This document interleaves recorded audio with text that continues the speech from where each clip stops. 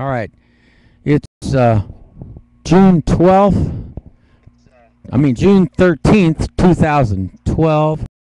And this is Reality Stream Bean. As you know me on YouTube, but in the real world, the public world, I am HRM Caesar St. Augustine de Buonaparte. I am the presidential candidate for 2012. I see that the candidate, the past presidential, my past videos this morning, I did a real short one, like about a couple of minutes, and then one before that was 10 minutes, and then 3 more before that. I had to redo them 3 times because someone over at Starbucks was hacking on my video, or the government. Who knows? Who cares? All I know is that's exactly what was happening, and because of that, it's turned into a real mess here. I'm gonna change hats. This one's hot. It was cold just a minute ago. And that hat that I wear is only for nighttime wear. Anyway, so this is part 3 of talking about the presidential debates, the challenges that I made, the more than 7 that I've made now. The debate challenge deadline is Father's Day. The next one will be the 4th of July. Anytime between those dates, horrible things will happen. Now, horrible things are always happening anyway, so I'm safe making those kind of predictions because they're very vague. But the kind of things that happen, you have to look at all my videos to see if there are any similarities between the predictions I make about these puppet presidential candidates. They're in rich people's pockets, and they're not really any kind of leadership. So I'm over here at my storage right now, and like I said, the other day we were talking about the challenges. I already covered that in the previous video, part 1. Part 2, I give it a little clip that I ran out of battery power, so I had to come here. So now we have a situation where I have consistently been attacked, sabotaged. Any headway I've ever made has been sabotaged. If there's any terrorist act that anyone can think of, even compared to 9/11, mine is the worst. And I'll tell you why. It's when you leave a person alive to live with the memories of the injustice and the hurts and agonies, and these were all on purpose. Because if you really had a free society, a society that's supposed to protect people, protect their possessions, protect their way of life, and each person has a right and a freedom of expression to live their life as they choose. And if the neighborhood doesn't want them there, or the business neighborhood doesn't want them there, then let them give them money and let them move someplace else. Because I would have moved decades ago when I first encountered trouble. And instead, the country just kept trapping me here. Because of their interruptions, because of the way it's set up, whether it's intentional or not intentional, they destroy people's lives. They stress them out. They cause a slow death agony is what they caused. And these are people that don't know how to make new laws. They don't know how to make laws that are kind and considerate. These laws are abusive. Late fees on rents, late fees in bank transactions, late fee. Everybody's on to this late fee. Late fee, late fee, late fee. They're fee and fine crazy in this society. They're not looking for solutions. They're not looking to make the world a better place. They're making the world a more evil, suppressing, stressful place. And I'll prove it. A friend of mine, like me, living on the streets on and off. We have our motorhomes, cars. As you know my story, they came and they took everything. It took a decade for them to take everything from me. The last 3 things they took, I'm in bankruptcy. I never finished bankruptcy, so technically they can't sell my property. Well, they sold it anyway. After a year and a half or more of holding on to it, Howard Summers finally sold it. I cussed them out when I was there on Starbucks when they were driving by. I showed, that was one of the videos erased. I pointed to them. Look, see, there's their trucks. And instead, I got hurt. I got anguished. I had everything of value. My health was affected. Everything has been affected. My research was destroyed. Any notes, anything that I have. And I hate people who walk up and say, oh, remember the story of Job? They took everything from him, and God gave him 3 things, 3 times the amount back. Well, if there is really a God, I don't want 3 things the amounts back. I want my life exactly the way it was, uninterrupted, uninterfered with. And that's what you people have done. And that's why they call me, what, crazy? They call me crazy because I stand up for the children in the wars in Iraq and Afghanistan. The children were killed by friendly fire. They were ripped apart. And then these Americans here pay taxes. 75% of their taxes goes to the military. And then the same government has the gall to interfere with my YouTubes talking about this. You know what? They're afraid of people like me. They are shaking in their damn underwear that I could possibly get a hold of this country and have complete, absolute dictatorship authority to be able to get rid of all the troublemakers in the neighborhoods, all the troublemakers in the business communities, all the people that are full of themselves, and all they care about is themselves and how they look. They paint themselves as saints. Well, they're not. Because I wouldn't have been pushed and bullied into the places I have been in and the places that I'll continue to be in because of how they have their society set up. So here I am again at my storage, taping another video, wondering why. I'll give you an example. At this particular storage facility, they have managers that live on the property. They get a free apartment to live here, right? And one of them tries to commit suicide. What's that all about? They go to work, they rent out these storages, they get paid, and they get a free apartment. It's like being a manager of an apartment complex. Get a free apartment, or not free, but it's a part of the deal.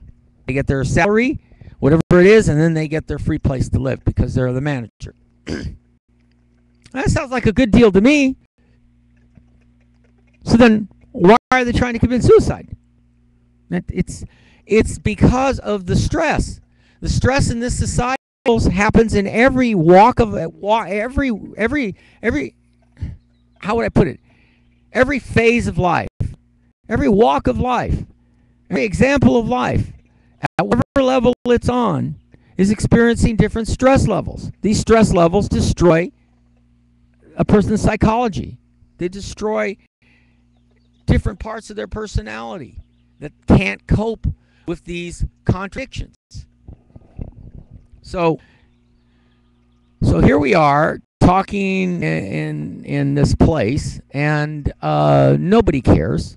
Who's going to listen to me? Who's going to actually come and offer to rescue my situation? Who? Nobody. In 3 years and more than 200 videos, no one has done anything. I've had a few positive comments saying, oh, if you ever come to Texas, you'll share a beer with me. Or other positive comments. And I've had negative comments too, but very few of those. Those are people who probably are suffering the same stress things that other people are. And instead of hacking the White House phone numbers, like I'll show you on this video and I've showed in my other videos, and bitching at them, okay, or bitching at the mayor's office or the police or hacking all of their phone systems, no, they come and see my videos, see me upset, see me ranting and raving, see me yelling about my multiple civil rights being violated over and over again, and so many times, and not being able to find a lawyer, so many times that by the time I found somebody that might represent the case, the statute of limitations had run. See, the only way the statute of limitations on civil rights, permanent civil rights violations, is killing someone. Ongoing civil rights violations don't have the same protection, don't have the same application. Ongoing civil rights violations can come in many different forms. Taking your cars, your trucks, your boats, your motorhomes, and telling people they can't live in their motorhomes. Heck, Scott and Yvette, they were living on the street. Can't live in your motorhome, but there they are, the police following them, parking enforcement following them, telling them you can't be here, you can't be there, you can't do it here, you can't do it there. Then, Yvette finally, like this person here at the store, didn't try to commit suicide. She succeeded. She took the motorhome without telling Scott, and she disappeared someplace, parked it somewhere, took her pills, drunk her alcohol, and that was it. She was out of this world, out of her misery, no more pain, no more feeling, no more happiness, none of the 7 basic emotions that everybody goes through, 7 or 8. Mad, sad, glad, and it goes on from there. So she's dead. But they didn't have a free apartment. They didn't have a free place. They were being harassed. And this goes on year in, year out. It's a prejudicial application of the law because they don't want to pay rent to this crappy, contradictory society who's abusive, whose numbers alone in cities are destroying the planet. And that's the problem. You've got too many people on the planet. And China only allows so many children per family. So, but it's not just that. It's other things. It's unintelligent leadership. Leadership that takes advantage of people instead of working things out with people. So it's for the benefit of everyone. So Yvette was successful at leading the world. She's gone. And then there's this person here who tried to commit suicide. Yeah, it's funny. They put you on a 72-hour hold when you do that.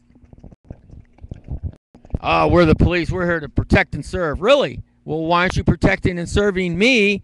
Because I want to live in my motorhome and not pay the stupid mortgages and the stupid rents that all the rest of the idiots are paying. I want to be able to save money. I don't have their lifestyle. I don't have a decent job to make that kind of money to pay rents. So the only choice I have is live in a motorhome, and now you want to take that from me too? I thought you were supposed to protect and serve.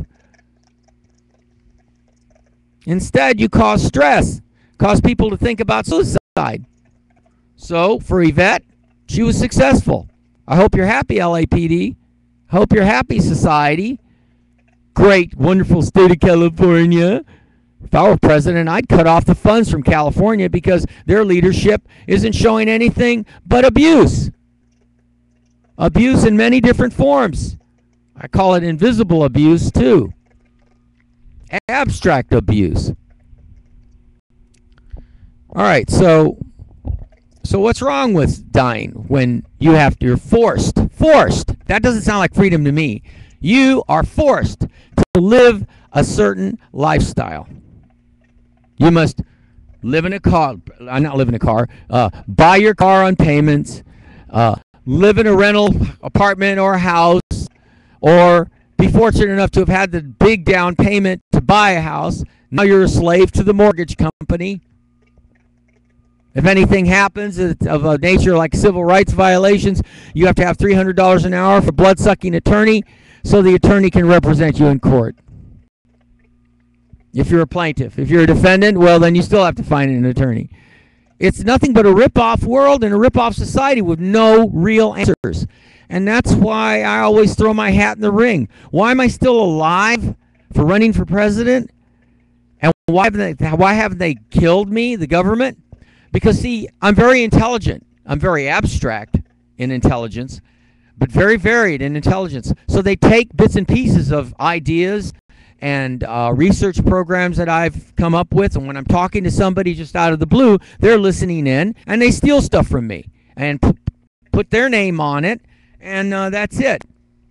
It's like killing the golden goose. If you kill the golden goose, you can't get any more information out of them. So they want to get more information out of me. Well, you got plenty of information. I've given you plenty of pieces of the jigsaw puzzle on YouTube. More than 200 videos talking about quantum physics, how that's linked into invisible